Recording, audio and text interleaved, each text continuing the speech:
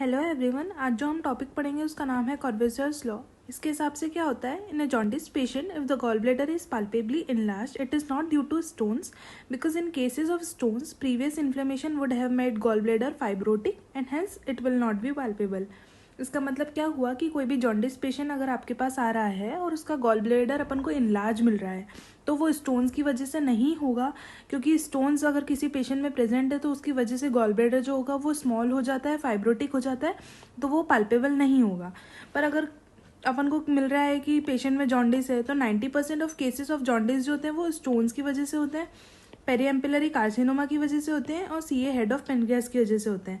पर अगर अपन को गॉल ब्लैडर इनलार्ज मिल रहा है तो अपन को स्टोन्स को उसमें रूल आउट कर देना है, ठीक है।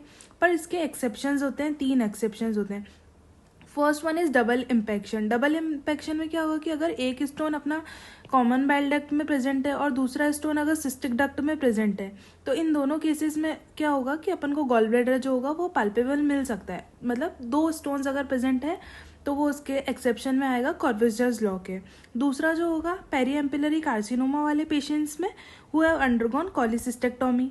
और third one is primary oriental cholangiohepatitis causing stones in the CBD.